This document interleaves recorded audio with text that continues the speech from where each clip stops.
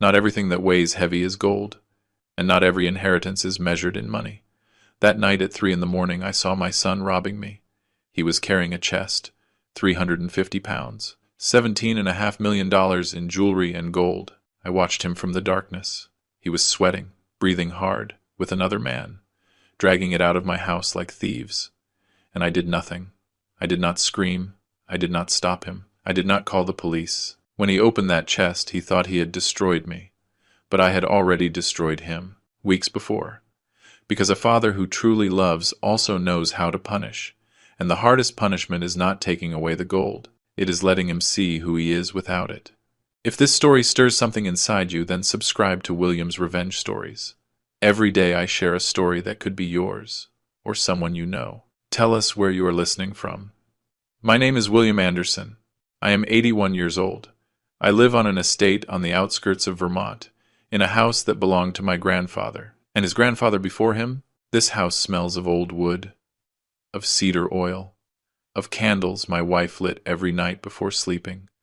It has been 22 years since she died, and 3 weeks since I discovered the hole where everything I built in my life used to be.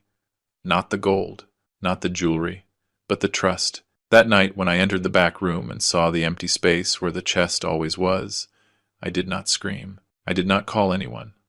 I just stood there, hands shaking, staring at the dust on the stone floor. There was a perfect rectangular mark, clean, like a scar on the skin of the house. And I smiled, because I already knew who had done it. The chest weighed 350 pounds. Inside were jewels my grandfather carved with his own hands. Gold bars my father saved for 50 years. Rings that belonged to queens. Necklaces that saw wars. Bracelets promised as dowries in weddings no one remembers anymore. All appraised at $17.5 million. But to me it was not money. It was history. It was the sweat of 3 generations of jewelers who never stole, who never lied, who never betrayed anyone. And that night my son, my only son, dragged it out of this house as if it were trash, as if I were a stupid old man who would not notice. I sat on the floor, in that same room, with my back against the cold wall, and I stayed there, staring at that void, feeling the cold of the stone getting into my bones. I stayed like that until dawn. Outside I heard the roosters crowing, the same sound I have heard every morning for 60 years. But that morning it sounded different, like a lament, as if even the roosters knew what had happened. Florence, my housekeeper, arrived at 6 in the morning as always. She has worked with me for 32 years. She was the one who raised my son when my wife got sick. She was the one who bathed him, who made him breakfast, who waited for him at the door when he came back from school. That morning she walked into the kitchen, put the water on to boil, and saw me sitting in the living room, still wearing the same clothes from the day before. The knees of my pants had dust on them. My hands were dirty. My face, I do not know how my face looked, but she looked at me and knew everything without me saying a word. Florence approached slowly, the way one approaches someone who is wounded. She put her hand on my shoulder, a wrinkled hand, warm, honest, and she asked in a low voice, almost a whisper, "He took it, didn't he?" I nodded. I could not speak. She closed her eyes. I saw her face crumble, how her wrinkles deepened, and she cried. She cried for me. She cried for that boy she raised who was now a thief. She cried for what had been lost, and I sat there, with cold hands and an empty soul. I let her cry, because she was crying tears I could no longer shed. Richard is my son. He is 48 years old. He lives in New York City, in an apartment that costs more than I earned in my entire life. He is a businessman, or so he says. He always comes in a suit, with a Swiss watch, with expensive cologne that smells like money and lies. But I know him. I know how he walks when he is nervous. I know how he looks away when he lies. I know how he clenches his jaw when he is planning something. And in the last 6 months, every time he came to visit me, he looked toward the back room. He always found an excuse to go by there. "Dad, don't you want me to help you organize? Dad, this is very messy. You should modernize the house." But I knew what he was looking for. I knew he did not come to see me. He came to study, to measure, to plan. 3 months ago, he brought a man with him. His name was Steve Vance. Tall, gray suit, white smile, soft hands that had never worked. He said he was a financial advisor. He said he could help me protect my assets. He spoke fast, with that fake confidence of someone who wants to convince you of something you do not need, with technical words that sounded important but meant nothing. Mr. Anderson, with all due respect, you cannot keep a fortune like this stored in a house without alarms, without insurance, without real protection. It is a risk. I looked at him. Then I looked at my son, and I said with a calm voice, I have been guarding this for 60 years. I was never robbed. Nothing ever happened to me. Steve smiled, a smile that did not reach his eyes. Richard smiled too, but it was not a smile of relief. It was a smile of patience, as if they were waiting for the right moment, like two wolves watching an old lamb. My wife was named Helen. She died of cancer in 2003. She spent her last months in this same living room, sitting in that wicker chair that is still there, looking at the garden. She liked seeing the roses. She said they reminded her that life goes on, even when the body shuts down. One day, shortly before dying, she took my hand. Her fingers were cold, so cold. She looked at me with those green eyes that made me fall in love when I was 20, and she said, William, do not give everything to Richard. Teach him to deserve it first. I did not understand. Why do you say that, honey? She squeezed my hand with the little strength she had left. Promise me. And I promised her. But when she died, and Richard was the only thing I had left. So I tried to trust. I tried to believe he was the good man I wanted him to be. But Helen was right. She was always right. The night of the robbery, Richard came with Camilla, his wife. They arrived late, close to 11 at night. They said they were passing through on their way to the coast, that they wanted to say hello. A lie.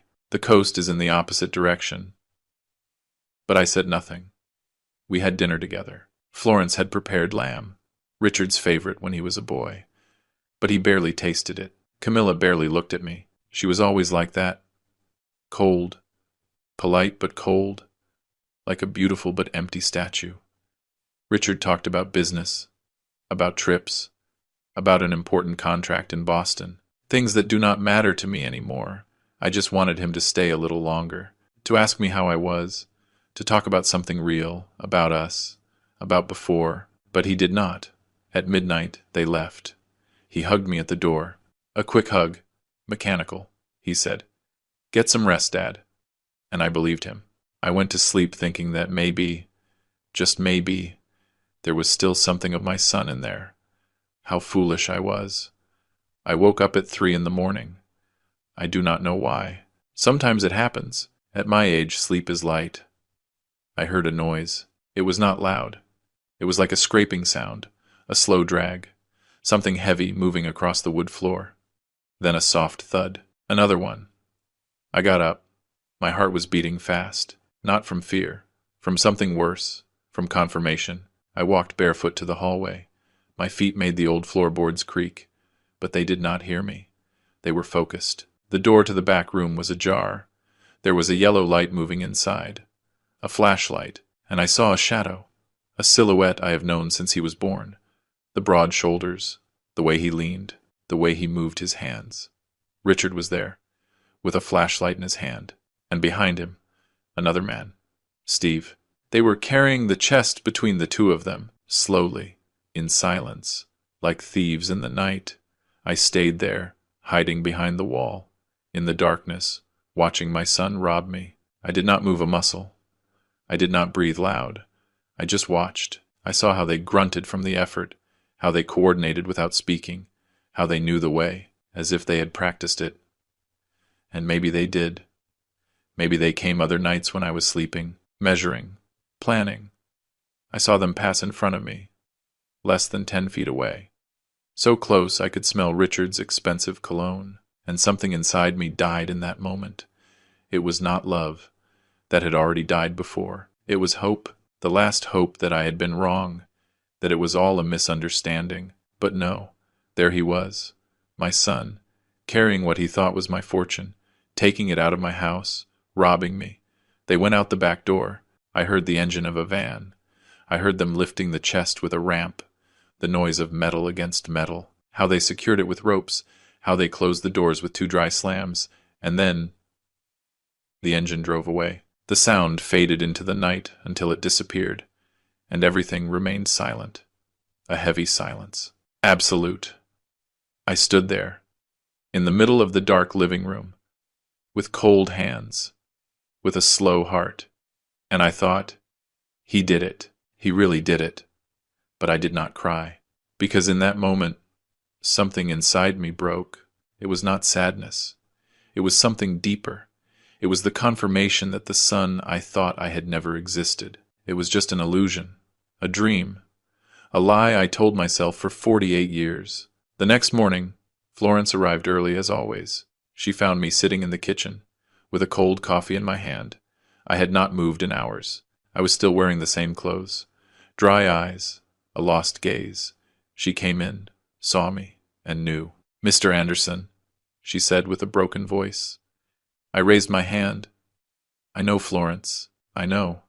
My voice sounded strange, hollow, as if it came from very far away. She sat in front of me. Her eyes were red. She had cried at her house. I knew it. "Are you going to call the police?" I shook my head. Slowly. "Not yet." She frowned. "Why?" And I looked her in the eyes. "Because first I want him to know what he did.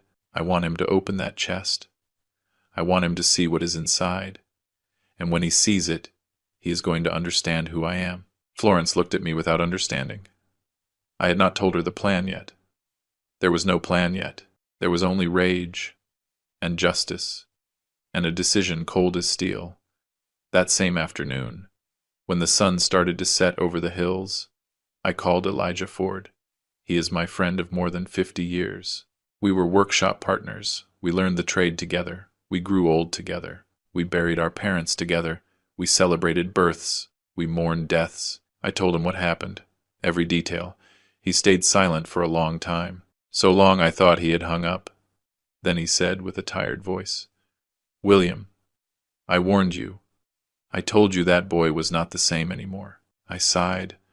"I know, Elijah. I know." There was another silence. I could hear his breathing on the other side. And then he asked, "What are you going to do?" I closed my eyes. And I answered with a calm I did not know I had. A cold calm, deadly. "I am going to teach him a lesson he will never forget, even if it costs me the little family I have left." Elijah said nothing more, but I knew he understood, because he is also a father, and he also knows what hurts. Richard was born on February 14th of 1977. It snowed that day in Vermont, something rare for that time of year. Helen said it was a sign. "This boy is going to be special," she told me while holding him for the first time. I looked at him. He was so small he fit in my two hands. He had his eyes closed, red skin, wet black hair, and when I touched him, he opened his eyes and looked at me, and I felt something I had never felt before. It was not just love. It was responsibility. It was a promise. It was the certainty that this boy was going to do everything I could not be. I hugged him, and I whispered, "I am going to take care of you, always." The first years were beautiful. Richard grew fast. He learned to walk before he was 1, to speak before 2. He was smart, curious, always asking why. He spent his afternoons with me in the workshop. I worked the jewels on the wooden table, with the loop in my eye, with the tweezers in my hand. He sat on a little stool beside me. He watched me in silence, as if he were watching magic. One day, when he was 5 years old, he asked me, "Dad, why does gold shine?" I stopped working. I looked at him, and I said, "Because it is pure sun, because it has nothing fake inside." He smiled, and I thought he understood. When he was 8, Richard helped me clean the tools. I taught him to polish, to organize, to respect each piece as if it were sacred. "This is not just gold, Richard. This is history. This is family." He nodded, and it seemed like he felt it. One Saturday he came running to the workshop with a drawing. It was a ring, rough, childish, but with details that surprised me. "Dad, When I grow up, I am going to make rings like you. I knelt in front of him, put my hands on his shoulders. And you are going to be better than me, son. Much better. He hugged me, and I closed my eyes, feeling his heart beat against my chest. That day, I thought I had done everything right. But Helen started getting sick when Richard was 12. At first it was something mild, tiredness, pains.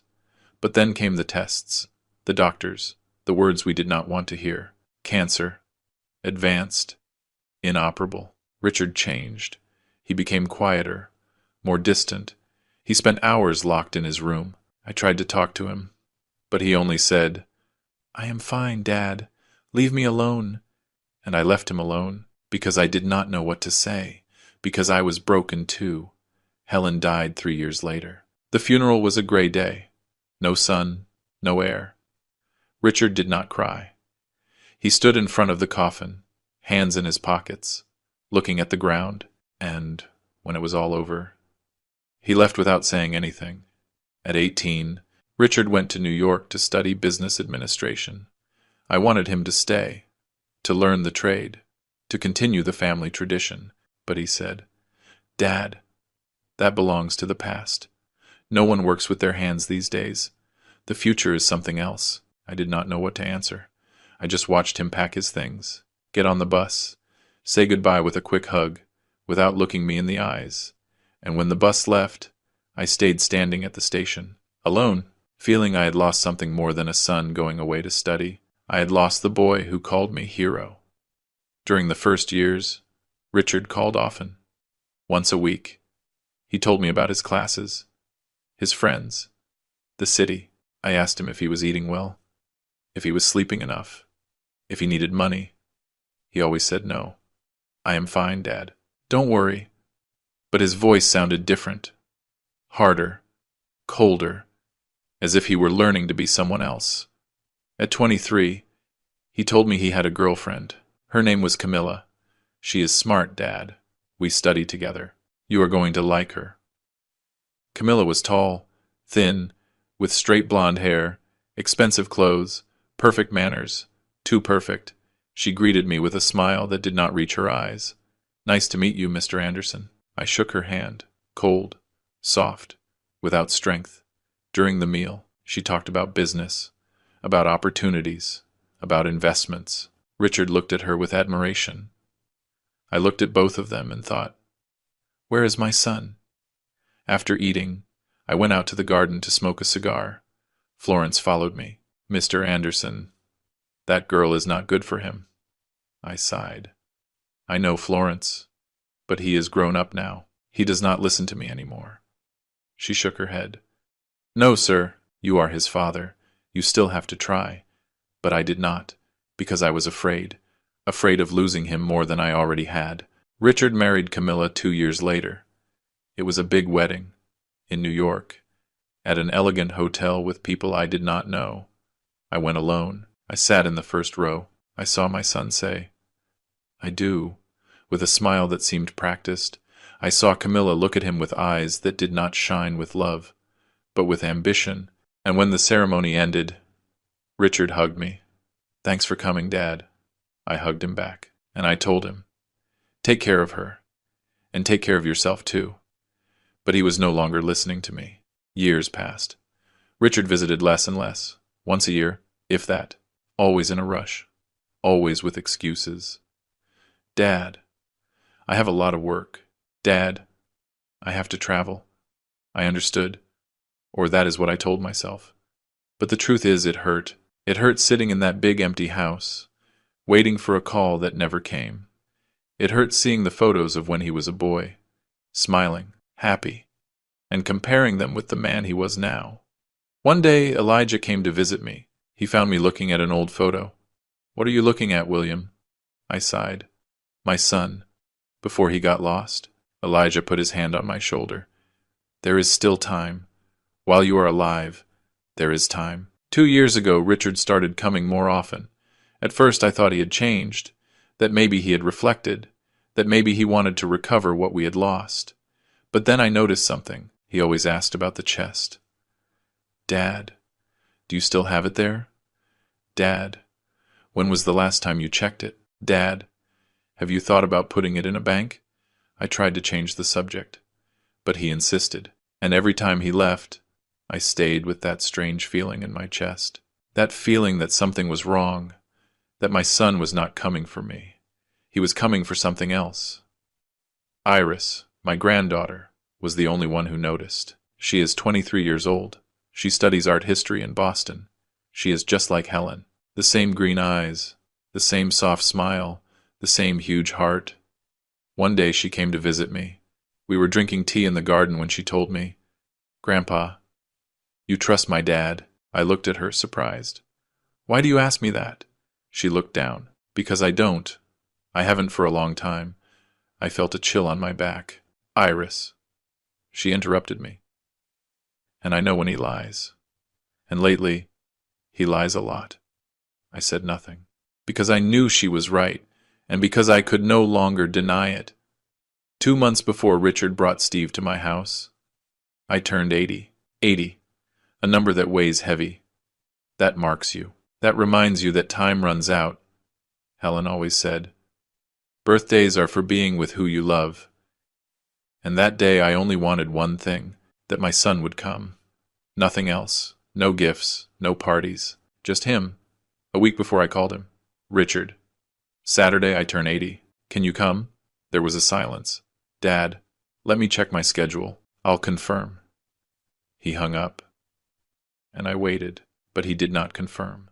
Not that day, not the next, nor the next, and I kept waiting. Because a father always waits. On Friday, one day before my birthday, I called him again.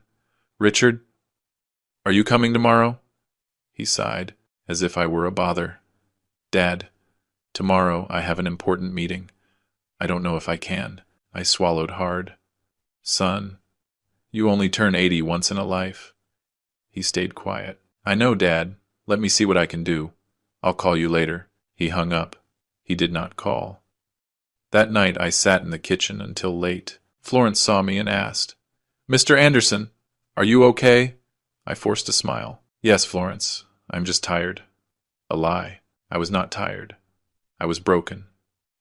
Because I knew that tomorrow I was going to turn 80, and no one was going to come. Saturday dawned with sun. A beautiful day. I got up early, took a shower, put on the shirt Helen gave me years ago. The one she said made me look elegant. I went down to the kitchen. Florence was already there. She had baked a cake. Small, simple, but made with love. "Happy birthday, Mr. Anderson." I hugged her. "Thank you, Florence. Thank you for remembering." She had tears in her eyes. How could I not remember? We put the cake on the table. But we did not cut it because I was still waiting. Waiting for the phone to ring. Waiting for Richard to call. Waiting for him to say, "Dad, I am on my way." Hours passed. 9 in the morning, 10, 11. The phone did not ring. At noon, Florence set the table, with the good plates, with the silverware, the same ones we used when Helen was alive. "Just in case he comes," she told me. I nodded. We sat down. We ate in silence. Richard's chair was empty. Helen's chair too. And I, sitting there, looking at those 2 empty spaces, felt something I had never felt. It was not sadness. It was loneliness. A loneliness so big, so deep, that it hurt physically, like a fist squeezing my chest.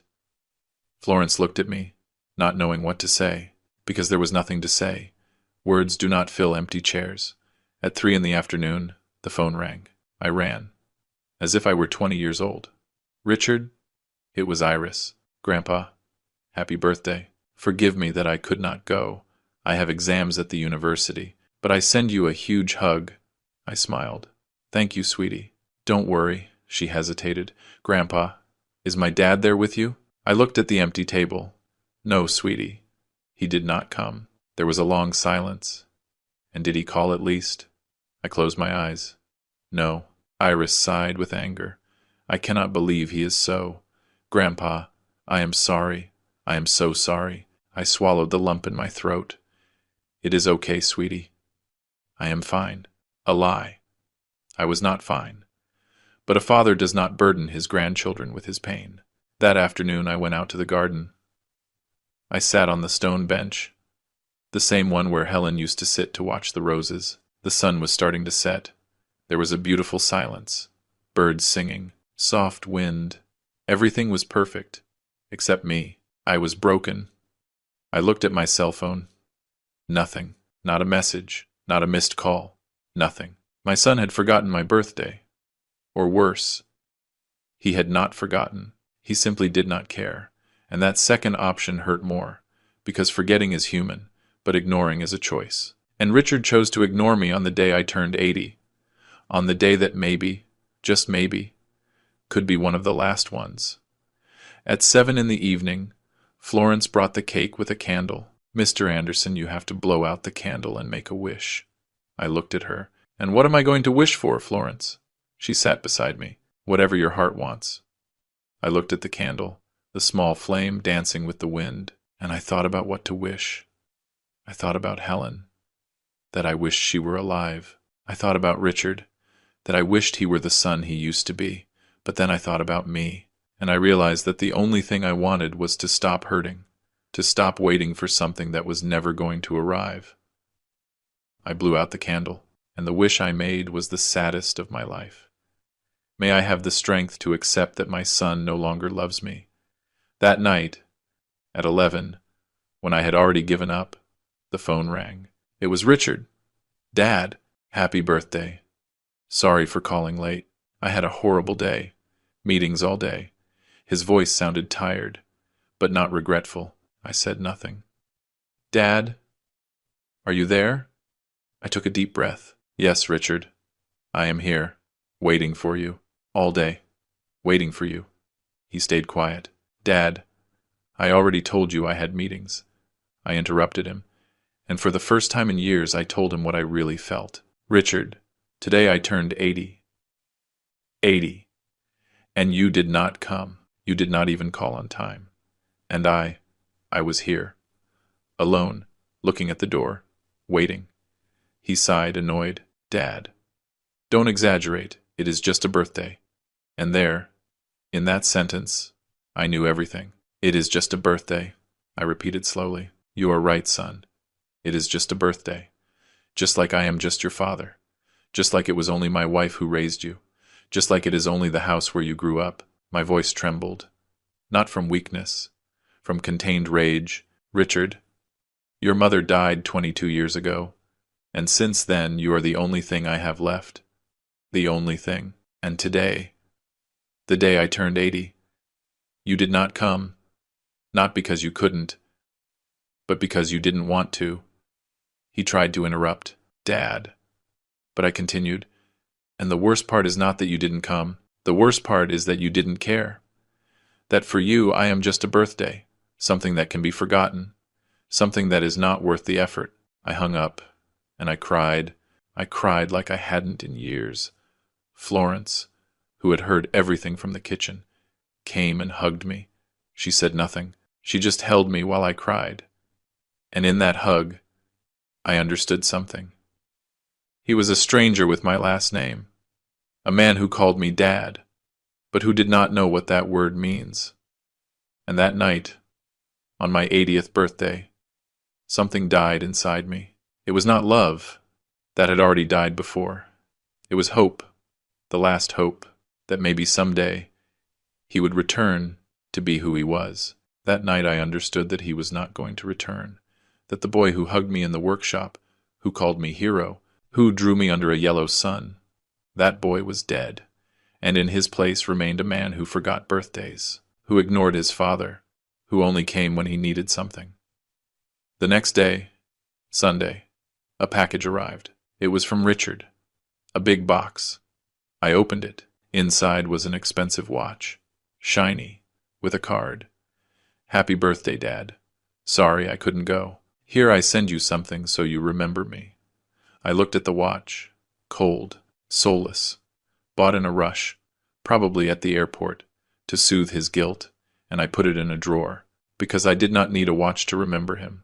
I needed a son. And that, no matter how much money he spent, he could not buy. That afternoon Elijah came to visit me. Happy birthday. Belated. William. He brought me a bottle of old wine. We sat in the garden, and I told him everything. When I finished, he shook his head. That boy is lost. I nodded. And I can no longer save him, Elijah. I can no longer. After my forgotten birthday, after the conversation with Iris, I tried to convince myself I was exaggerating. They are just suspicions. I told myself, he hasn't done anything bad. But the following weeks proved me wrong. Richard started calling me more often, sometimes 3 times a week. But the conversations were strange, brief, cold. How are you, Dad? And before I could answer well, he was already changing the subject. Hey, Dad. That insurance I mentioned. Did you think about it? I sighed. Richard. He got impatient. It's just that you don't understand. In this day and age, keeping things like that in a house is crazy. And he hung up, without saying goodbye, leaving me with the phone in my hand and an emptiness in my chest. One afternoon in October, Richard arrived without warning. He had a folder under his arm. Dad, I brought you information. Look at it. They were brochures from security companies, from banks, from armored deposits, all with the logo of Steve Vance's company. I glanced at them without interest. Richard, I don't need this. He hit the table with his open hand. Not hard, but it was enough for Florence, who was in the kitchen, to poke her head out. It's just that you are stubborn, he shouted. What is going to happen if they rob you? If something happens to you, that chest has to be protected. I looked straight at him. Protected from whom, Richard? He stayed quiet. He went pale. And then with a lower voice he said, From anyone, Dad. From anyone. But what hurt me the most was when he stopped calling me Dad in person. It started with Old Man. The first time we were in the garden, I offered him water. No, old man, I already drank. I froze. I thought I had heard wrong. What did you say? He didn't even flinch. What? I did not insist. But that word stuck in me like a splinter. The second time was worse. We were arguing again about the chest. He raised his voice. Old man, understand once and for all. You are no longer fit to take care of those things. I got up from the chair. I looked him straight in the eyes. Don't call me that again. He laughed. A dry laugh. Humorless. Like that. Old man is what you are, Dad. Old and stubborn. That night I did not eat dinner. I stayed seated in the dark living room, with my hands on my knees, staring at the wall.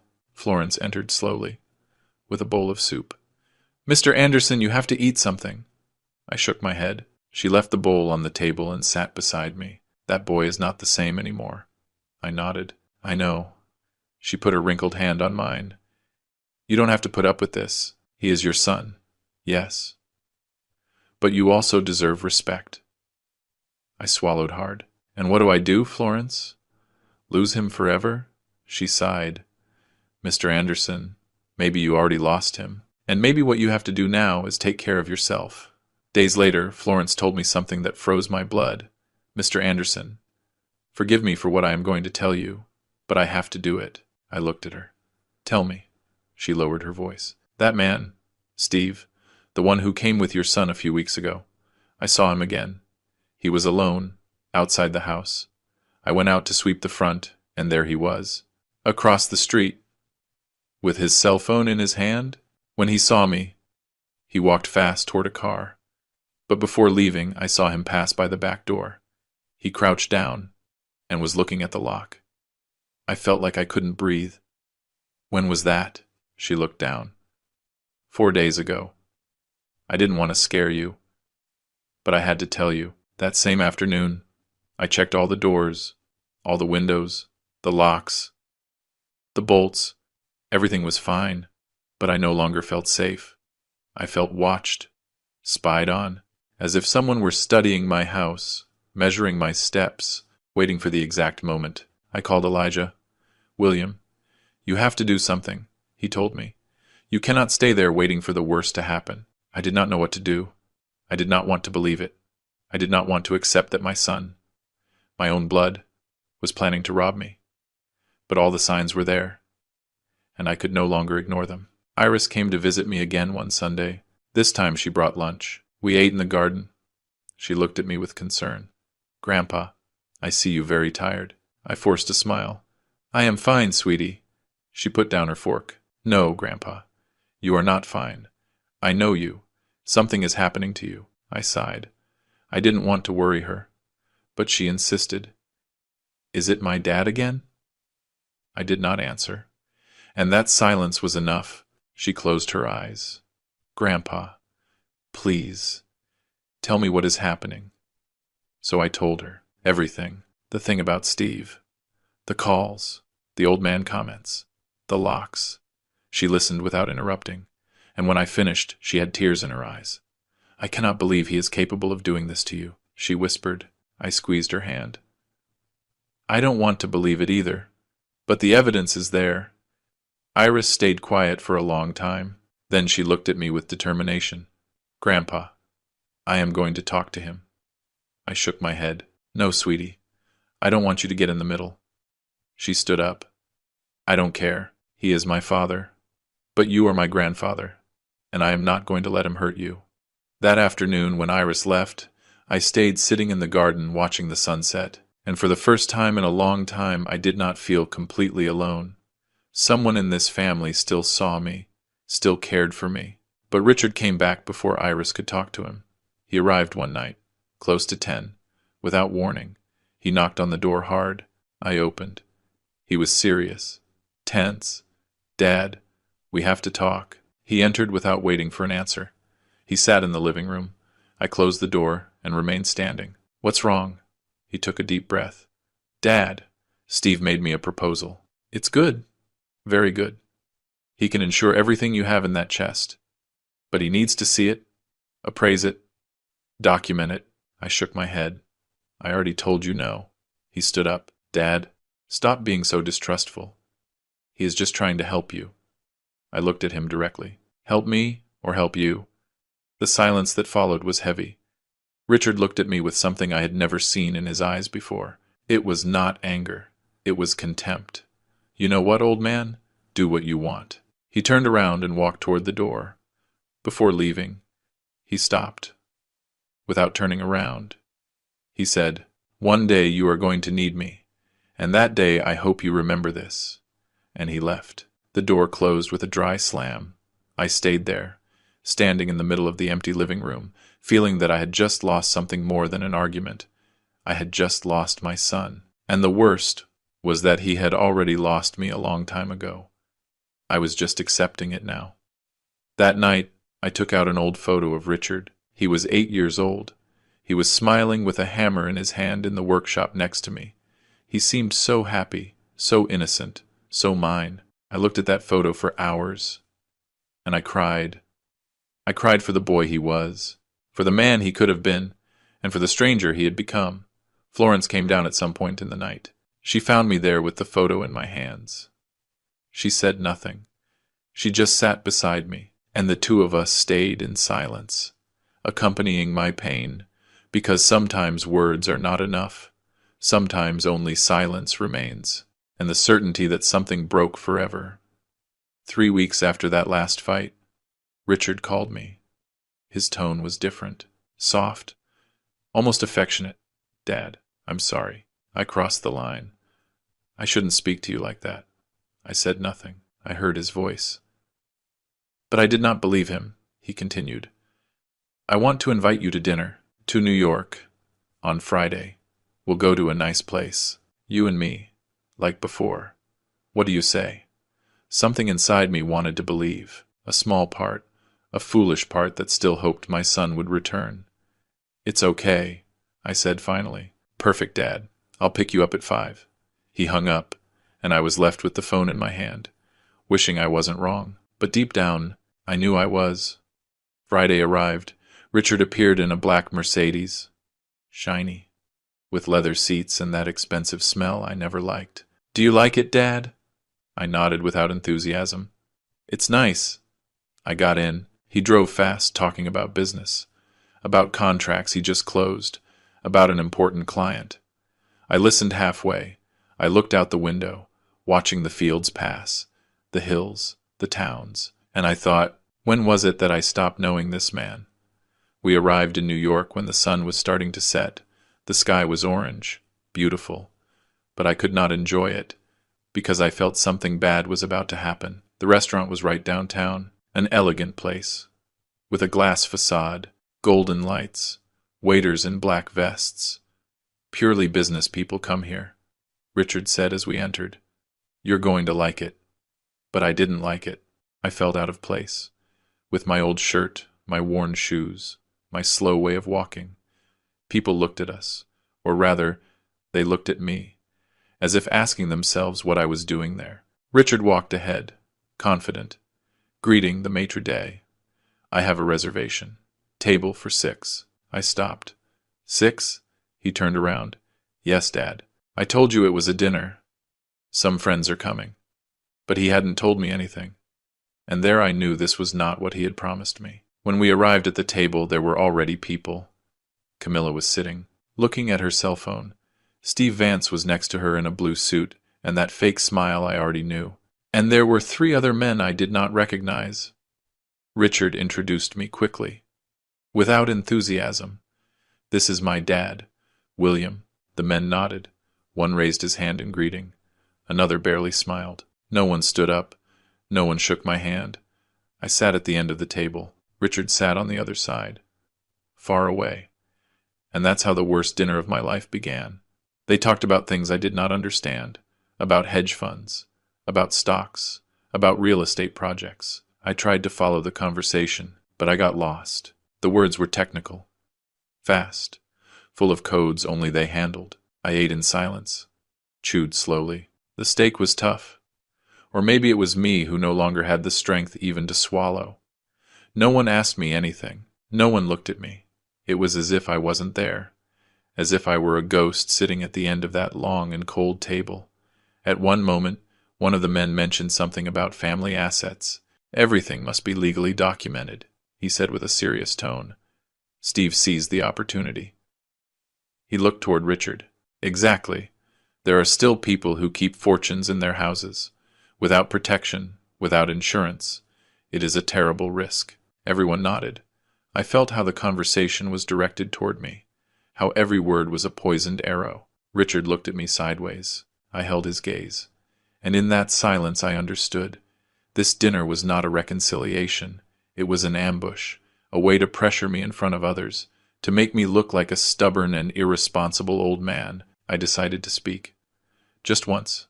They were discussing the value of antiques, and I, who had spent 60 years working with jewelry, wanted to contribute something. Actually, the value of an antique piece does not depend only on the metal or the stones. It depends on the provenance, on the history, on who. Richard interrupted me. He raised his hand as if he were a police officer stopping traffic. Dad, stop. You don't understand these things. Let us talk. I was left with the words stuck in my throat, with the fork suspended in the air, with my dignity in pieces. Camilla looked away. Steve smiled uncomfortably. The others continued talking as if nothing happened, as if I had never existed. If you are listening to my story, comment down below where you are watching from. Sometimes, knowing that I am not alone in this gives me strength to keep telling it. The rest of the dinner was a quiet hell. I no longer tried to speak. I chewed without tasting. I drank water without thirst. I just waited for it to end. Richard laughed with the others.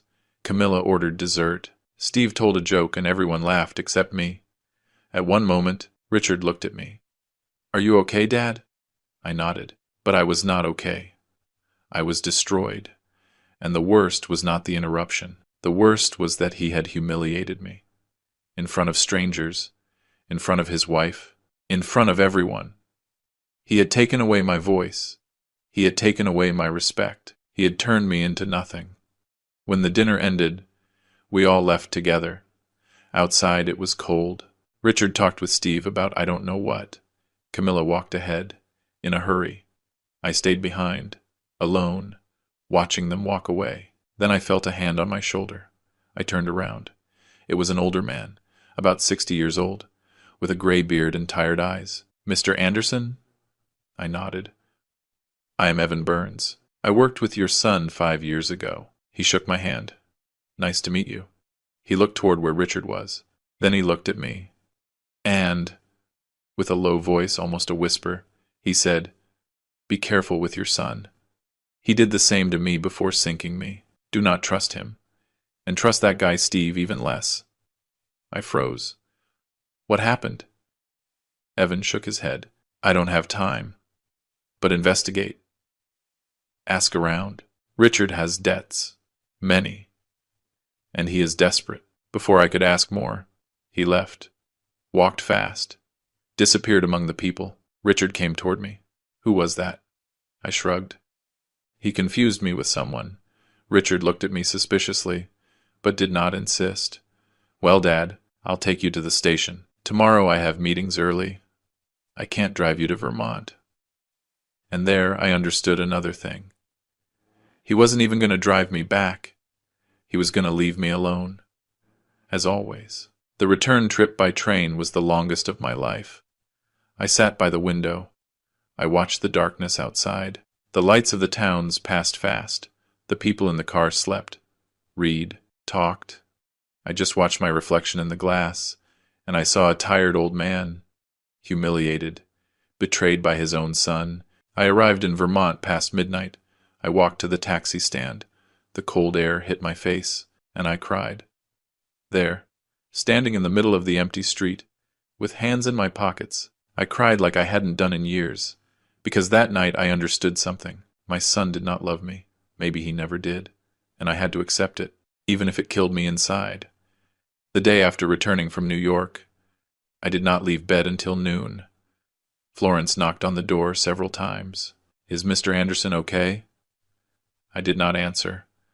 I just looked at the ceiling, feeling the weight of the humiliation still fresh. Finally I got up, showered, dressed, went down to the kitchen. The phone rang. It was Justice Roberts, the family lawyer, a man of 67, serious, correct, who had handled my father's papers and now mine. "Mr. Anderson, I need to speak with you. It is urgent." His tone worried me. "Tell me, Justice." There was a long pause. "I prefer to tell you in person. Can I come by this afternoon?" I accepted, and I spent the rest of the day with a knot in my stomach, knowing that what was coming was not going to be good. Justice arrived at 5 in the afternoon. He brought his old leather briefcase, the same one he used since I met him. We sat in the living room. Florence brought us coffee. He waited for her to leave. Then he took a deep breath. "Mr. Anderson, what I am going to tell you is delicate. Very delicate." I nodded. "Tell me." He opened the briefcase. He took out some papers, but did not show them. "Your son Richard came to my office yesterday, without warning. He entered as if he had the right, and he asked me for something no one has asked me in 40 years of profession." My heart started beating faster. What did he ask for? Justice looked me straight in the eyes. "He asked to see your will." I felt as if I had been hit in the chest. "My will?" Justice nodded. I told him it was impossible, that those documents are private, confidential, that only you can authorize their viewing. He insisted. "He told me he was your only son, that he had the right to know, that you were already old, and that it was better to have everything clear." I closed my eyes. Justice continued. I explained again that I could not. Then he changed his tone. He got serious. He took out his wallet. I froze. "What did he do?" Justice lowered his voice. "He offered me money, Mr. Anderson. $5,000. Right there, in cash, so I would show him the will without your permission." I could not believe it. I did not want to believe it. "And you?" Justice closed the briefcase with force. I threw him out of my office. I told him to never insult me that way again. But I had to tell you. You have to know who your son is. I stood up, walked toward the window. I looked at the garden without really seeing it. "Thank you, Justice. Thank you for warning me, and thank you for being honest." He stood up too, put his hand on my shoulder. "Mr. Anderson, I knew that boy when he was a child, and I tell you this with pain. That man who came to my office is no longer the boy you raised. Be careful." He left, and I stayed there standing, feeling that every day I discovered something worse. That afternoon I did not eat. I was not hungry. I did not feel like anything. I sat in the armchair in the living room and stayed there, staring at the wall, trying to process what I had just heard. My son had tried to bribe the lawyer. My son wanted to see my will. My son was counting the days for me to die. Florence came in with a glass of water. "Mr. Anderson, you have to drink something." I shook my head. She sat in front of me. "What did the lawyer tell you?" I did not want to say it out loud, because saying it out loud made it more real. But finally, with a broken voice, I told her. Florence closed her eyes and cried. The next day, something worse happened. Florence was cleaning the dining room windows when she heard voices outside. It was 11 in the morning. I was in the workshop, polishing an old piece. She peeked out carefully. Richard was in the garden, walking from one side to the other, talking on the phone. Florence stayed still, listening unintentionally, and what she heard froze her blood. "I tell you, as soon as the old man dies, all that is mine," Richard was saying. "I am not going to wait any more. I am tired of begging him. That chest is worth millions. Millions. And it is there, stored as if it were trash. We have to act fast, before he does something stupid and donates it or something like that." Florence felt her legs trembling. Richard kept talking. "Steve has everything ready. We just need access. And I am going to get it, one way or another." He hung up, entered the house. Florence pretended she was cleaning. He didn't even greet her. He went up to the second floor, was there a few minutes, came down and left without saying goodbye. When the car drove away, Florence ran to the workshop. I was focused on my work. "Mr. Anderson," she said with a choked voice. I looked up. "What is wrong?" She was breathing fast. "I have to tell you something. Something terrible." And she told me, word for word, what she had heard in the garden.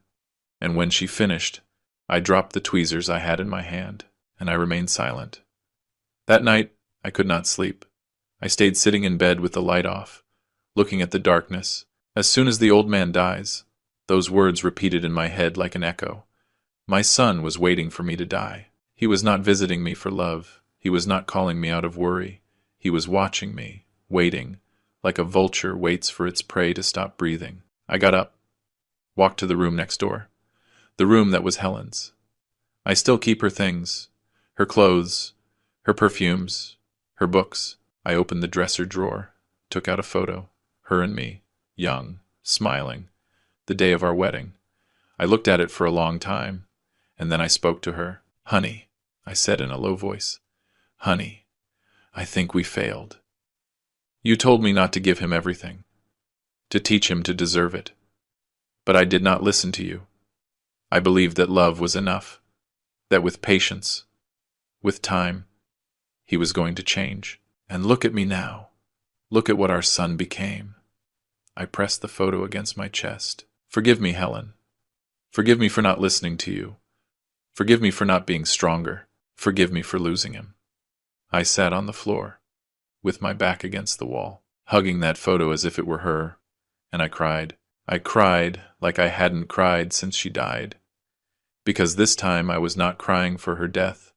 I was crying for the death of my son, of the son who never existed. I do not know how much time I spent there. Maybe an hour, maybe more. I heard steps in the hallway. The door opened slowly. It was Iris. She had come to visit me without warning. She entered the house with her key. She looked for me and found me there, on the floor, with the photo in my hands, with my face wet with tears. "Grandpa," she whispered. She knelt beside me. She hugged me, and I let myself be hugged, like a child, like someone who no longer has strength. "Grandpa." What happened? I could not speak. I just cried. She held me, and in that hug I felt something I hadn't felt in weeks, that someone still loved me, that I was not completely alone. After a while I told her everything. The thing about the lawyer, the call in the garden, the part about as soon as the old man dies.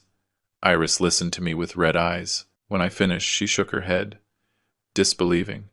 "It can't be. Grandpa, it can't be." But I nodded. "Yes, it can be, sweetie."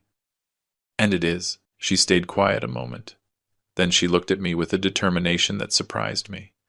"Grandpa, you are not going to let him do this to you. You are not going to stay quiet waiting for him to rob you. You have to do something." I sighed. "And what am I going to do?" He is my son. She took my hands. Precisely for that reason. Because he is your son.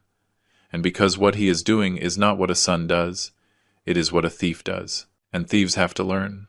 That night something changed inside me. I stopped being the victim, and I started to be the one who makes decisions.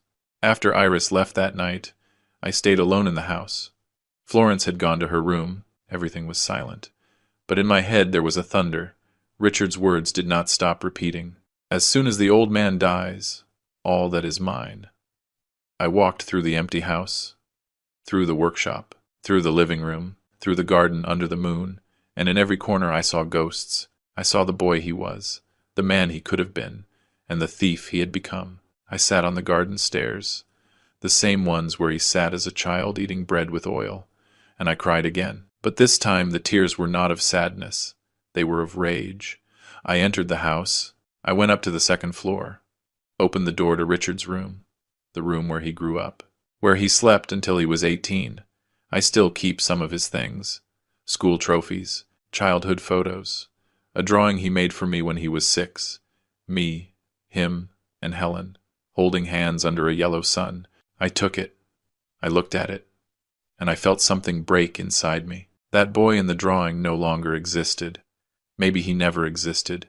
Maybe it was always an illusion of mine, wanting to see goodness where there was only ambition, wanting to see love where there was only interest. I tore the drawing, in 2, in 4, in small pieces, and I let them fall to the floor. I went down to the kitchen. It was 3 a.m. I made coffee. I sat at the table, and I thought, what am I going to do? I could report him now, but without proof he would say I was crazy. I could confront him, but he would lie, like he always did.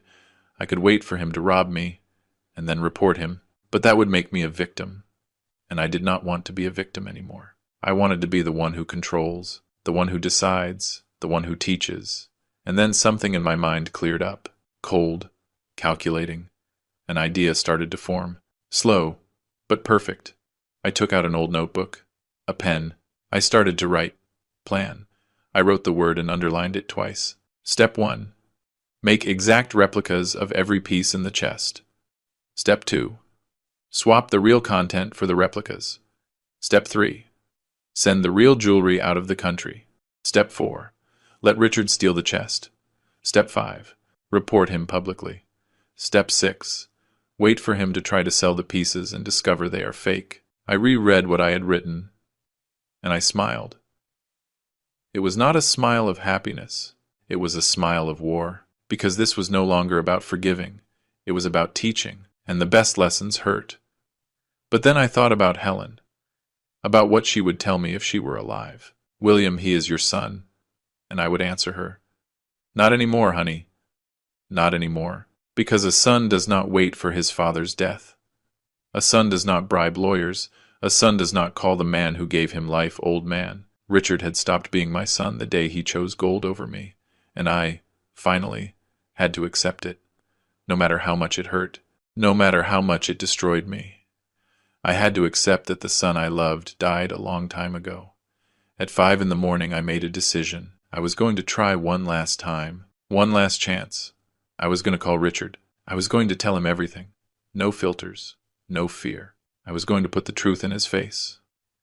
And if after that he still chose the same path, then I would execute the plan without guilt, without remorse. I picked up the phone. I dialed his number. It rang once, twice, 3 times. Dad, what happened? It is 5 a.m. His voice sounded annoyed. I took a deep breath. Richard, I have to talk to you. It is important. There was a silence. Dad, I can't right now. I am sleeping. Call me later. And he hung up, just like that. Without more. Without asking if I was okay. Without worrying. And there, in that click of the phone, everything was confirmed. I dialed again. This time he did not answer. I dialed again. Voicemail.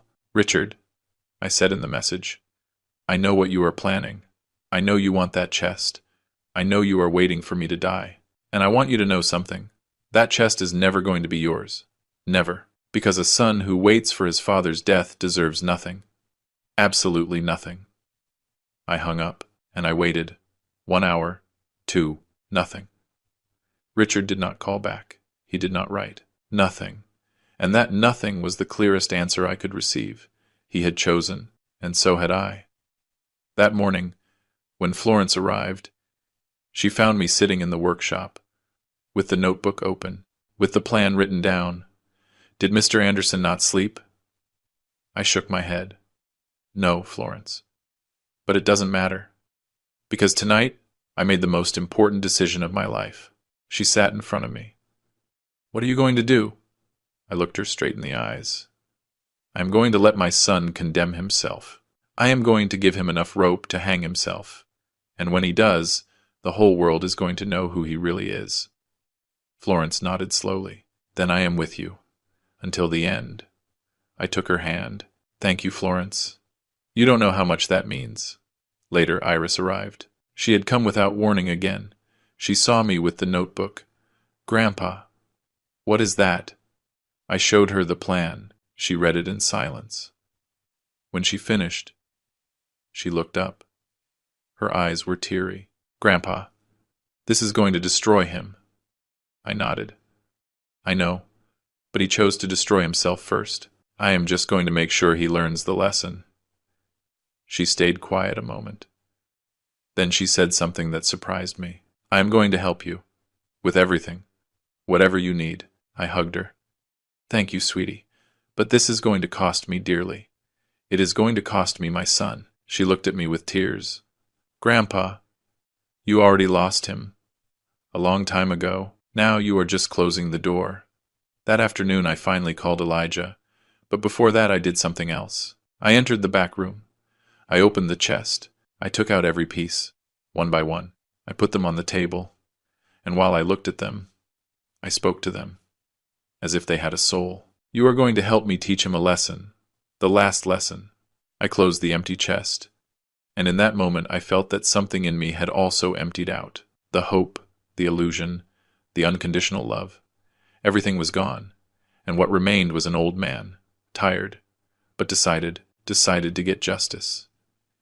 Even if it cost me the last thing I had left, the possibility of hugging my son again without feeling betrayal. The day after making the decision, with the plan already written in the notebook, I called Elijah Ford. Elijah, I need to see you. Today. It is urgent. He noticed something in my voice. Are you okay, William? I did not answer that question. Can you come to the estate at 10? He accepted without hesitation.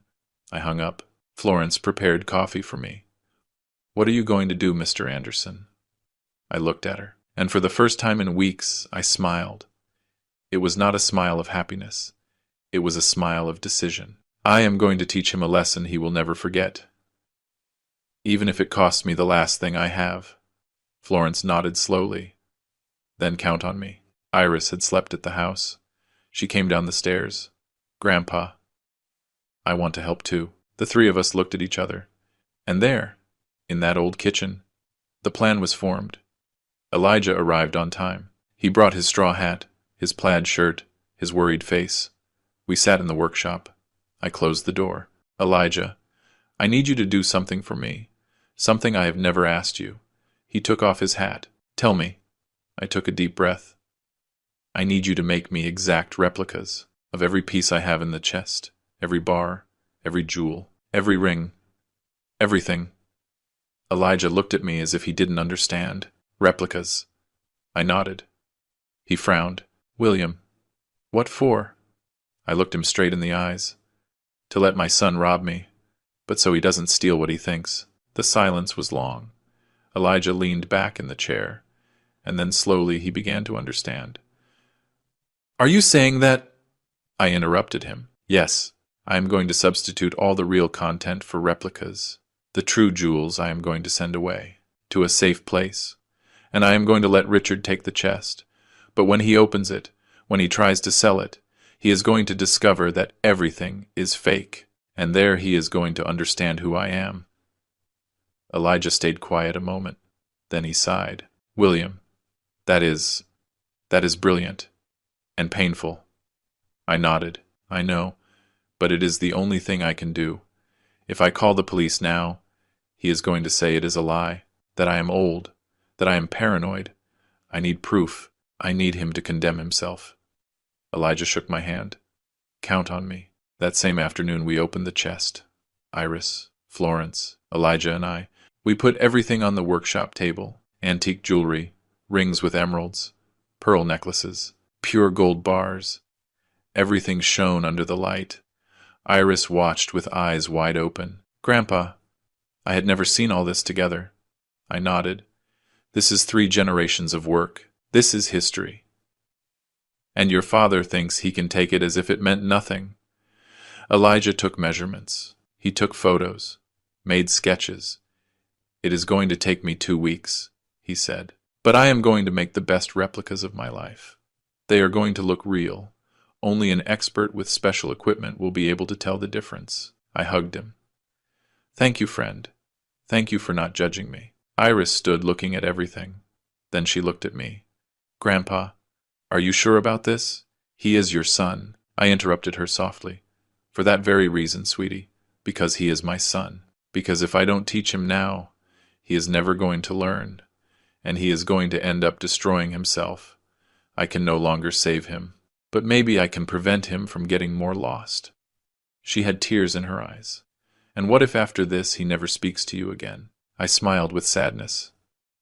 Sweetie, he already doesn't speak to me. He only uses me, and I prefer him to hate me knowing the truth, than to use me believing I am a fool. She hugged me and cried on my shoulder. I admire you so much, Grandpa. I kissed her forehead. And I admire you, my child, for staying by my side. During the following 2 weeks, Elijah worked day and night. He came early, left late, melted metals, carved fake stones, aged new pieces so they looked antique. He was an artist, a master. I helped him when I could. Sometimes Iris came after classes and brought us food. Florence watched the house, warned if Richard appeared. Everything was secret. Everything was precise. One afternoon, while Elijah polished a fake ring, he told me, You know, William, I never thought I was going to do something like this. Replicas to deceive a thief. And even less if that thief is your son. I sighed. I didn't think I would reach this point either. But here we are. He nodded. Here we are. Finally, the replicas were ready. Elijah brought them in a wooden box. We put them on the table. They were perfect. Identical. They shone the same. Weighed similar. Only an expert with lab equipment could notice that the gold was not pure, that the emeralds were glass, that the pearls were fake. Elijah, this is a work of art, I told him. He smiled tiredly. It is the best thing I have done in my life. And the saddest, too.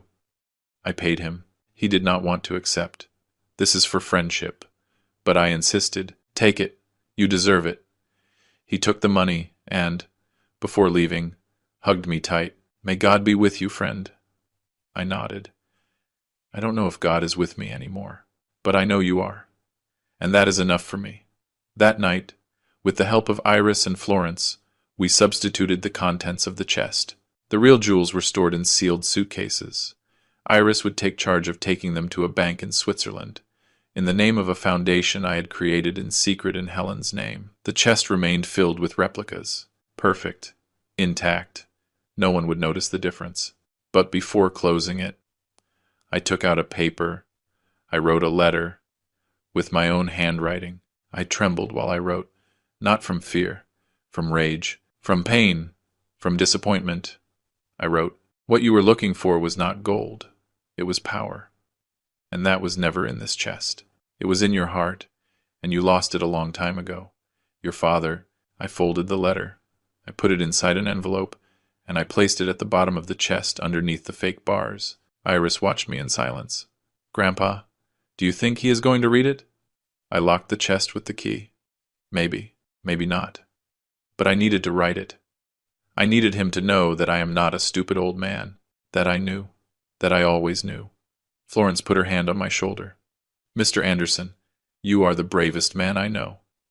I shook my head. I am not brave, Florence. I'm just tired. Tired of being deceived, tired of being invisible, tired of waiting for my son to be who he is never going to be. I closed the chest, turned the key, and I felt something similar to peace. Iris left that same night for Switzerland with the real jewels. I gave her a signed letter, legal documents, everything necessary. Take care of them, sweetie. That is the true legacy, not the gold, but what we are going to do with it. She nodded. I won't fail you, Grandpa. She left, and I stayed in the house with Florence. We looked at the closed chest. He did not know that inside there was no longer anything of value, just soulless metal, stones without history, and a letter with the truth. And now what, Mr. Anderson? Asked Florence. I sat in the workshop chair. Now we wait. We wait for him to take the next step, and when he does, he is going to fall into his own trap. That night I slept better than in months, because I was no longer a victim waiting to be robbed. I was a father teaching his son the hardest lesson of his life. I woke up early. I went out to the garden. The sun rose slowly over the hills. The air smelled of wet earth, and for the first time in a long time I felt something similar to hope. Not hope that Richard would change, that I had already lost, but hope that I, William Anderson, 81 years old, jeweler of 3 generations, husband of Helen, father of Richard, grandfather of Iris, still had dignity, and that dignity no one was going to steal from me, not even my own son. 4 days passed after closing the chest with the replicas. 4 days of silence. Richard did not call. He did not come. Nothing. I continued my normal routine. I had breakfast with Florence. I worked in the workshop. I went out to the garden in the afternoons. But everything was different, because now I knew what was coming, and I was prepared. Iris called me from Switzerland every night. Grandpa, everything is safe. The jewels are in the safe deposit box, the documents signed, the foundation registered. I breathed relieved. Thank you, sweetie. Now only waiting remains. And waiting was the hardest part, because I knew that at any moment my son was going to deliver the final blow. And when he did, I would be ready. On the 5th day, a Tuesday afternoon, Richard appeared. He arrived alone, without Camilla, without Steve, without that air of arrogance he always brought. He knocked on the door. Florence opened. She warned me with a look. I was in the workshop. I took a deep breath. I went out. I saw him standing in the living room. He wore jeans, a simple shirt, hands in his pockets. He seemed different, more human, softer. Hi, Dad, he said, his voice, like before. I stayed in the doorframe. Hi, Richard. He came closer. Can we talk? I nodded. We sat down, and for a second, just a second, I felt something I hadn't felt in months. Hope. Richard spoke slowly. He looked at the floor, not at me. Dad, I have been thinking a lot. About us, about how we drifted apart. I listened in silence. He continued, I know I have been hard on you. I know I have said things I shouldn't have, and I am sorry. I felt something move in my chest, something I believed dead. Dad, maybe you are right. Maybe I have drifted too far. Maybe I have forgotten what is important. I wanted to believe him. God, how I wanted to believe him. I looked at his eyes, and for a moment, I saw the boy he was, the son I lost, Richard, I started to say, but he raised his hand. Let me finish. I nodded, and I waited, and in that silence, a part of me prayed that what came next was real. That is why I want to help you, he said, and there, in that word, something changed. Help you was not forgive me. It was not I miss you. It was something else. He kept talking. I want you to be calm, Dad, that you don't worry any more about that chest, about security, about anything. I started to feel cold. I have spoken with Steve. He has everything ready. We can transfer the chest to a professional deposit, armored, with insurance, with everything. There it was, the truth. He had not come to apologize. He had not come to reconcile. He had come to close the deal, and he was doing it in the most cowardly way, disguising it as worry, as love, As help. I let him speak. I did not interrupt him. He continued. Dad, I will take care of everything. You don't have to do anything. Just give me permission. Sign the papers and that's it. You are going to sleep peaceful knowing that everything is protected. He spoke fast now, with enthusiasm, like a salesman, like a con artist, and I just watched his mouth move, saying beautiful words that hid dirty lies. When he finished, there was silence. He looked at me waiting for an answer, waiting for me to say no, so he could insist, so he could keep manipulating. But I did not say no. I said something he did not expect. It's okay, son. Richard blinked. What? I repeated calmly, with a firm voice. He couldn't believe it. Seriously? I nodded. Yes, you are right. I am already old. I can no longer take care of those things. If you want to take charge, go ahead. I saw how his eyes lit up, how his mouth curved into a smile he tried to hide. Dad, thank you, really. Thank you for trusting me. I said nothing more. He stood up, he hugged me, and I let him hug me. I felt his arms around me, and I did not feel love. I felt a lie. I felt betrayal. I felt the hug of a stranger who bore my son's name. I am going to coordinate everything with Steve, he said, excited. In a few days we come to pick it up. Does that sound good? I nodded. Sounds good. He smiled more. Perfect. Dad, really, this is for the best, you will see. He left, got into his car, started it. He left, and I stayed standing in the door, watching him move away, knowing that was, probably, the last time I would see him as my son. Because when he discovered the truth, when he opened that chest and saw that everything was fake, he was going to hate me. He was going to curse me. He was going to want to destroy me.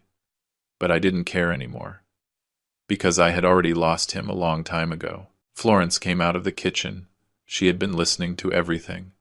Mr. Anderson, she said with a choked voice. I looked at her. It is done, Florence. He took the bait. She had red eyes. And now?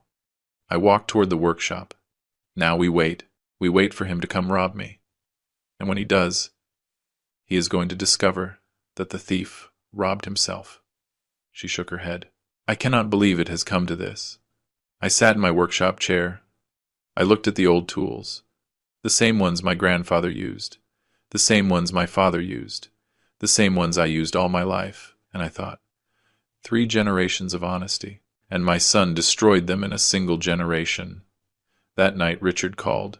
He sounded happy. Dad, Camilla wants to say hello. He put the phone on speaker. I heard Camilla's voice. Mr. Anderson, how good that you accepted. Richard is very happy. Really. It is for the best. I didn't say much. Yes, thank you. Then Steve spoke. Mr. Anderson, I am going to send the papers by mail. We just need your signature. And on Friday we come by to pick up the chest. Does that seem fine? I felt nausea, listening to how they planned to rob me in front of me, as if I didn't know. It seems fine, I said with a neutral voice. Perfect, said Steve. See you Friday. They hung up, and I was left with the phone in my hand, feeling a mix of rage, sadness, and something similar to satisfaction, because I knew what was coming on Thursday. The papers arrived by courier. I opened them. They were transfer documents. Authorization, full of legal terms. I read them carefully. They did not say secure deposit. They said transfer of temporary custody. It was a legal trap. Once I signed, the chest would officially be under Richard's custody. Legally. He could do whatever he wanted with it. I called Justice Roberts. Mr. Anderson, do not sign that. It is a scam, I sighed. I know, Justice, but I am going to sign. He stayed quiet. Are you sure? I closed my eyes. Completely sure. Trust me. I hung up. I signed the papers. I put them in the envelope and left them ready for when they came. That night I couldn't sleep. I stayed sitting in the living room, with the lights off, looking at the clock. Tomorrow was Friday. Tomorrow Richard would come. Tomorrow he would take the chest, and I was going to let him. without fighting, without screaming, without crying. Because this time the war was not won with strength. It was won with intelligence. And I had already played my best card. I got up, walked to the back room. I looked at the closed chest. It shone under the moonlight entering through the window. I passed my hand over it. Cold, heavy, empty. And I whispered, "Tomorrow, son. Tomorrow you are going to learn who your father is." Friday dawned gray. Heavy clouds covered the sky. It was cold. I woke up early at 5 in the morning. I hadn't slept well. I showered, dressed, went down to the kitchen. Florence was already there, preparing coffee in silence. We looked at each other. No need to speak. She knew what was going to happen today. "Mr. Anderson, do you want me to stay with you?" I shook my head. "No, Florence. Leave early. I don't want you to be here when they come." She hugged me. "You are the strongest man I know." I did not feel strong. I felt tired, but I also felt something else. I felt justice, and that kept me standing. Richard called at 9 in the morning. "Dad, we are on our way. We arrive at noon." I said yes. He hung up. The hours passed slow. I sat in the garden looking at the gray sky. I thought about Helen. I thought about what she told me before dying. Do not give everything to Richard. Teach him to deserve it first. She was right, as always. And I, finally, was doing what I should have done years ago. Teaching him, not with words, but with consequences. At 12 sharp, I heard the engine of a vehicle. It was not Richard's Mercedes. It was a white van, big, ready to carry heavy things, ready for the robbery. 3 people got out: Richard, Steve, and surprisingly, Camilla. She almost never came. But today, yes, because today was payday. They knocked on the door. I opened. Richard was smiling. "Hi, Dad." I did not smile. "Hello." Steve brought a briefcase. "Mr. Anderson, here are the signed documents. Everything legal, everything in order." I let them pass. They entered as if the house were theirs. Camilla looked around, evaluating, calculating. Steve went straight to the point. "Where is the chest?" I pointed toward the back room. "There." Richard put his hand on my shoulder. "Thanks, Dad. Really, this is for the best." I did not answer. I just watched them. And in my silence, there was a farewell. They entered the back room. I stayed in the doorframe, watching. Steve took out tools. Richard and he lifted the chest between the two. It was heavy. They grunted from the effort. Camilla supervised. "Careful. Don't hit it." They took it out slowly. Through the hallway. Through the living room. Toward the door. I followed them in silence, like a ghost, like a witness of my own misfortune, or my own revenge. It depended on how you saw it. They arrived at the van, opened the back doors. There was a ramp.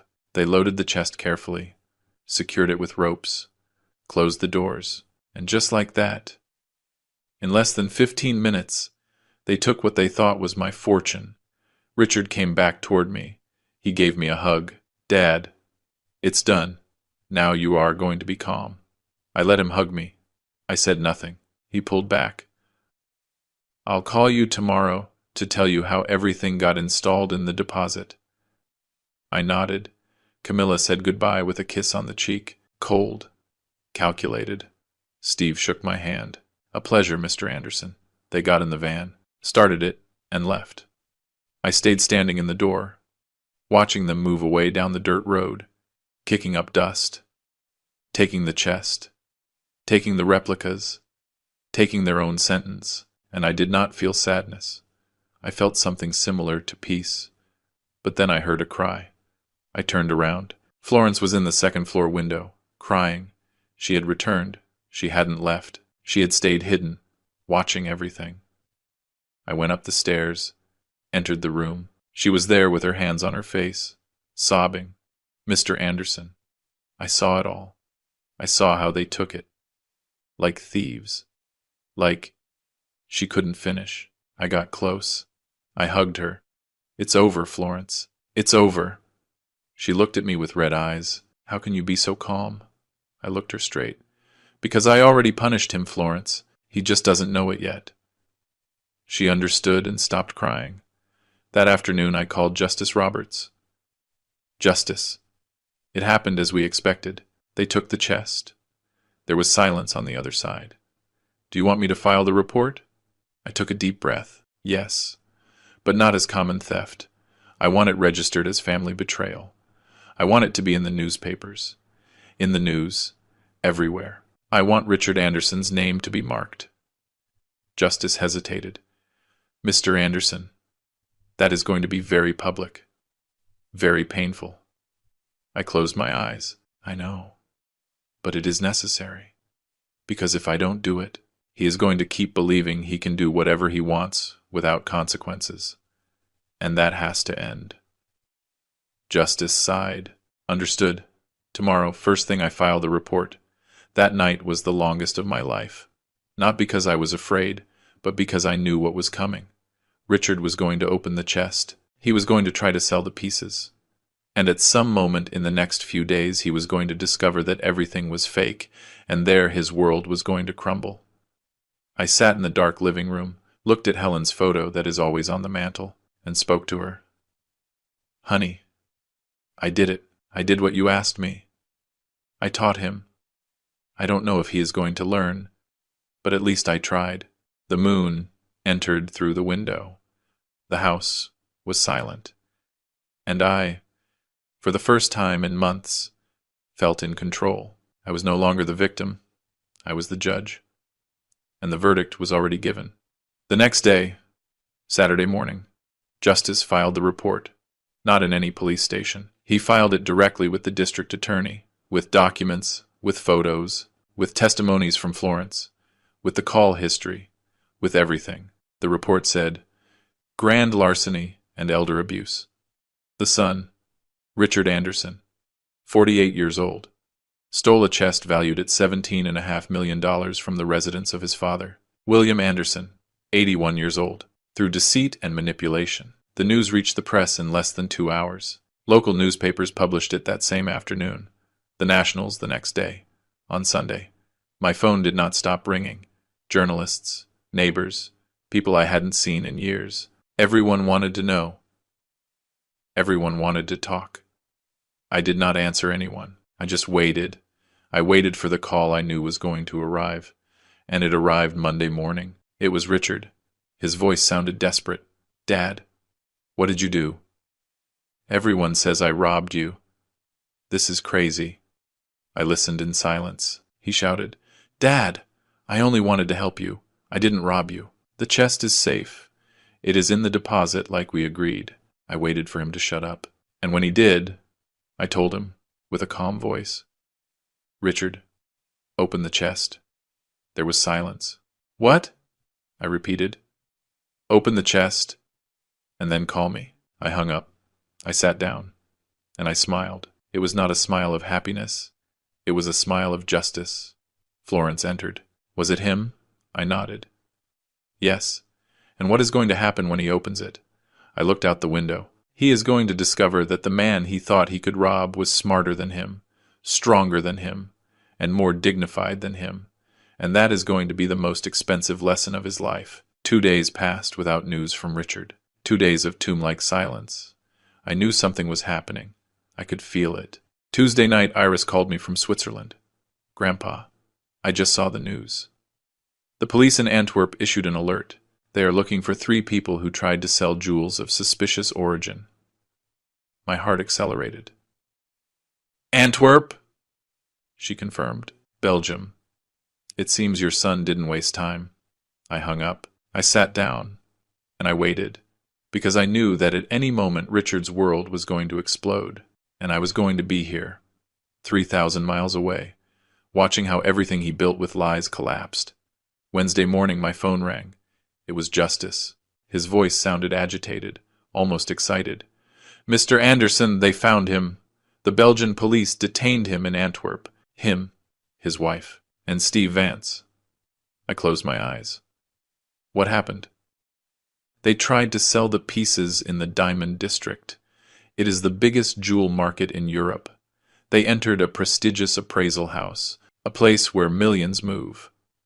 The appraiser, a man named Meneer Van Houten, specialist with 50 years of experience, examined the pieces.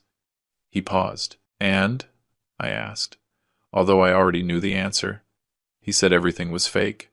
Justice continued telling me the details the police had given him. Van Houten put the first piece under the microscope, a bar that claimed to be pure gold. He weighed it, scratched it, subjected it to a chemical test, and in less than 5 minutes he looked up and said, "This is brass plated in gold. Fake." Richard went pale. Steve started sweating. Camilla stood paralyzed. "Impossible!" shouted Richard. "Check them all." Van Houten took out another piece, an emerald necklace, looked at them with the loupe, did a refraction test, and sentenced, "Dyed glass. Fake." One by one, he examined every piece, every ring, every bracelet, every bar, and all, absolutely all, were perfect replicas, but without value. Richard lost control. Continued Justice. He started screaming, "My father tricked me. That old man tricked me." Van Houten frowned. He asked him where he had gotten those pieces. Richard, in his desperation, told the truth. "From my father's house, in America. They are mine by inheritance." But Van Houten already knew. He had already seen the news in the international papers. The case of the son who stole the father's fortune. He called the police. In less than 10 minutes, 3 patrols arrived. They surrounded the place. Richard tried to flee. Steve, too. But they didn't even reach the door. They detained all 3. Handcuffs, reading of rights, everything. I listened in silence, feeling something I hadn't felt in months. Justice. But the best part, said Justice with a smile in his voice, was what happened after. In the police station, while waiting for transfer, Camilla exploded. She screamed at Richard in front of everyone. "You promised me millions. You told me we were going to be rich, and you brought me to this country with fake jewels like an idiot." Richard tried to calm her. "Camilla, please, we are going to fix this." But she didn't stop. "There is nothing to fix. Your father humiliated you.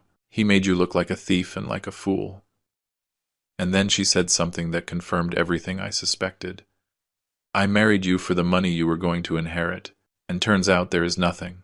Nothing." Justice made a dramatic pause. When the police coordinated extradition, Camilla asked to speak with the consulate. She said she knew nothing, that Richard had deceived her, that she was a victim too. They let her go, without charges, for lack of evidence. She took the first flight back, but not to New York, to her mother's house. When Richard found out she had abandoned him, he fell apart. He cried like a child in the cell. The guard said he didn't stop repeating, "I lost everything. Everything." I closed my eyes. I didn't feel pity. I felt what I had to feel. The consequences of his acts had finally caught up to him. "And Steve?" I asked. Justice laughed with bitterness. Steve was even more cowardly. When he saw everything collapsing, he negotiated with the police. He gave them information, told them Richard had planned everything, that he was just a hired advisor, that he didn't know the chest was stolen. He lied in every word. But the police didn't believe him. He has a record. 3 previous scams. They extradited him together with Richard. But during the flight, Steve didn't say a word to your son. He avoided him, ignored him, as if he didn't exist. And Richard, handcuffed in the seat next to him, looked at him with hate. Because finally, he understood what it was to be alone, completely alone. The news exploded in all the media. Son steals family fortune. But the chest was empty. The headlines were brutal. The thief who robbed himself. Father teaches millionaire lesson to greedy son. Gold replicas for a fake son. Social networks filled with comments. Some supported me. That father is a genius. That is how justice is done. Others criticized me. He is very hard on his son. He should have talked to him before. I didn't read much. I didn't care about the opinion of strangers. I only cared about one thing. That my son learned. And that the world knew who he really was. 3 days after the arrest, I received a call from a journalist. Her name was Bridget Solano. She worked for an important national newspaper. "Mr. Anderson, I know it has been a difficult week, But I would like to talk to you. Hear your version. I hesitated. I didn't like cameras. I didn't like exposure. But justice convinced me. Mr. Anderson, if you don't speak, others will speak. They are going to invent things. It is better that you tell your truth. I accepted. Bridget came to the estate a Friday afternoon. She brought a cameraman, a notebook, and a look that seemed sincere. We sat in the garden. She turned on the recorder and started asking, Mr. Anderson, why did you do this? Why didn't you simply report him before? I looked her straight in the eyes and answered calmly, with the truth, because I needed him to condemn himself. Because if I reported him without proof, he was going to say I was crazy, that I was old, that I was paranoid.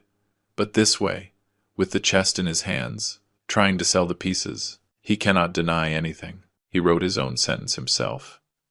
Bridget took notes quickly. And the replicas? How did you make them? I smiled barely. I have friends, friends of a lifetime, people who know me, who know who I am and who help me do justice, she continued. Did you not feel guilt? Did you not feel you were betraying your son? That question hurt me. I took a deep breath. Miss Solano, I did not betray my son. He betrayed me. I only taught him something I should have taught him years ago, that actions have consequences, that you cannot steal from your father and expect nothing to happen, that greed destroys, that gold can be recovered, but dignity cannot. My words came out firm, without trembling. Bridget had tears in her eyes. And would you forgive him? I looked toward the horizon. I already forgave him. A long time ago. But forgiving does not mean forgetting. Nor does it mean he doesn't have to pay for what he did. The interview lasted an hour. It was published on Sunday. On the front page, with my photo, with my words, and with a headline I will never forget. Dignity cannot. After the interview, everything changed. People saw me differently, with respect, with admiration. Neighbors who hadn't spoken to me in years came to greet me. Strangers stopped me on the street. Mr. Anderson, what you did was brave. I did not feel brave. I felt tired, but I also felt something else. I felt I had recovered something I thought lost forever. My name, my dignity. A week after the interview, I made a public announcement. I called justice. I want to summon the press. I have something important to say. He organized everything. A conference at the town hall. Journalists from all over the country arrived. Cameras, microphones, flashes. I entered with Iris by my side. She held my arm. I sat in front of everyone, and I spoke. Good afternoon. My name is William Anderson. I am 81 years old, and I am here to make an announcement. The room went silent. As everyone knows, my son Richard tried to steal a chest containing jewelry and bars valued at $17.5 million. What he did not know is that the real content was no longer there. It had been substituted by replicas. I paused. Many have asked me where the real gold is, and today I am going to answer. The real gold is in Switzerland, in a safety deposit box, registered in the name of a foundation I created in honor of my late wife, Helen Anderson. Murmurs filled the room. I continued, this foundation has a purpose, to rescue family jewelry businesses in bankruptcy, to help artisans who, like me, have dedicated their life to a trade that is disappearing. The $17.5 million will be used to give interest-free loans, to train young people, to preserve the tradition, because the true legacy is not kept in a chest, it is given away. The cameras didn't stop flashing. Journalists wrote frantically. Bridget Solano, in the first row, looked at me with a smile. My son believed that gold was his future, but his future was never in the gold. It was in being an honest man, and he lost that a long time ago. I hope that someday he recovers it. Thank you. I stood up. The applause began. Slow at first, then louder, more intense. People stood up. Iris cried by my side. I did not cry. I just nodded and left there feeling I had closed a chapter, that I had done the right thing, that Helen, wherever she was, would be proud. The following days were a whirlwind. Interviews, recognitions. The mayor invited me to an event. A university asked me to give a talk. I accepted some things, rejected others. But the most important thing was that finally I could sleep peacefully, knowing I had kept my promise. The promise I made to Helen before dying. Richard was judged 3 months later. I did not go to the trial. I didn't want to see him there. Handcuffed, humiliated. Justice kept me informed. He was sentenced to 2 years of probation. He won't go to jail if he fulfills certain conditions. Community service, psychological therapy, prohibition of approaching you. I nodded. It's fine. Steve received 3 years. He had a record. He didn't have the same luck. Camilla was never charged.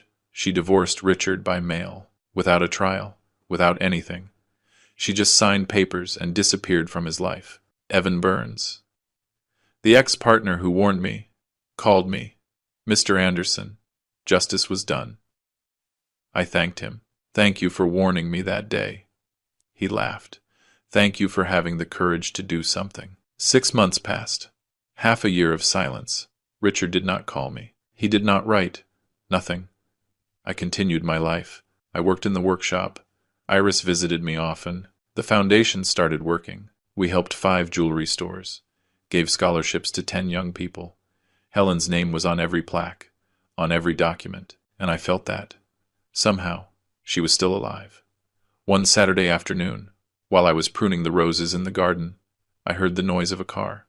I looked up. It was an old taxi. It stopped in front of the house. The door opened, and Richard got out. He was thin, pale, with a messy beard. Simple clothes. He no longer wore Swiss watches or expensive suits. He seemed broken. He walked slowly toward me. I left the pruning shears on the table. I said nothing. He stopped a few feet away. We looked at each other in silence. A heavy silence full of everything that had happened. "Dad," he said finally. His voice sounded different. Soft. Broken. I did not answer. He took another step. "Dad, I come to ask for forgiveness." And then he did something I never thought he would do. He knelt. There in the middle of the garden, with the damp earth staining his knees, my son knelt in front of me. "Forgive me, Dad. I was wrong. I was wrong about everything." Tears fell down his face. "I lost everything. Camilla, my friends, my reputation, my dignity, everything." I looked at him from above, not with hate, not with love either, with a deep sadness, a sadness of a father who sees his son destroyed and knows he can do nothing to save him. "Dad, please, say something. Scream at me, hit me, whatever. But don't look at me like that." I crouched down, got to his level. I looked him straight in the eyes. "Son, I forgave you a long time ago, since before you took the chest, because I knew you were going to do it, and because I also knew this was going to happen." He sobbed. "Then, do you forgive me?" I sighed. "I forgive you, but there is something I cannot give back to you." He looked at me confused. "What, Dad?" I put my hand on his shoulder. "Your name, that you lost on your own." Richard closed his eyes. He understood. "Your name, Richard, is no longer the same. When people hear it, they are going to remember what you did, the betrayal, the theft, the greed, and that I cannot erase. Only you can erase that." He kept crying. "How, Dad? How do I recover it?" I stood up, offered him my hand. He took it. I helped him stand up. "Don't ask me for forgiveness, son. Ask yourself. Forgive yourself for what you were, and start doing what you could have been. Work, help, build, and maybe someday, when someone hears your name, they think of something good. But I'm not going to see that. That you are going to have to do alone." Richard hugged me. Tight, desperate. Like when he was a child and was afraid, I let him hug me. But I didn't hug him back, because something inside me was already broken, and I couldn't pretend everything was fine. He pulled away, wiped his tears. "Thanks, Dad, for everything, for the lesson, for not giving up on me." I nodded. "Take care, son." He walked toward the taxi. Before getting in, he turned around. Are you ever going to be able to look at me like before? I took a deep breath, and I told him the truth. I don't know, Richard. Honestly, I don't know. He nodded, got in the taxi, and left. I stayed standing there, in the middle of the garden, watching the car move away. And for the first time, I didn't feel pain. I felt relief, because, finally, after so much time, I had spoken my truth. A few weeks later, Iris came to visit me. But this time, she didn't come alone. She brought her son, my great-grandson, a 3-year-old boy, with huge eyes and a mischievous smile. His name was Matthew. He ran toward me with open arms. "Grandpa Will!" I picked him up. I hugged him, and I felt something I hadn't felt in a long time. Hope. Iris looked at me with tenderness. "Grandpa." So pure. "Yes, sweetie. When he is old enough to understand, I am going to tell him that true gold is not kept, it is given away, that fortunes are lost. But dignity, if you take care of it, is forever." Iris hugged me. The three of us stayed there, in the garden, under the sun, and I knew that, despite everything, despite the pain, despite the betrayal, something good had come out of this. I had recovered my name, and that no one could take away from me. And you? Have you ever trusted someone who betrayed you? Did you have the courage to do something about it? Or did you stay quiet waiting for time to heal the wounds? Sometimes, the people we love most are the ones who hurt us most, and that hurts. It hurts like nothing else in the world. But it also teaches us. It teaches us who we are. It teaches us what we are willing to tolerate. And it teaches us that dignity is the only thing we truly possess. If this story touched your heart, leave me a comment down below.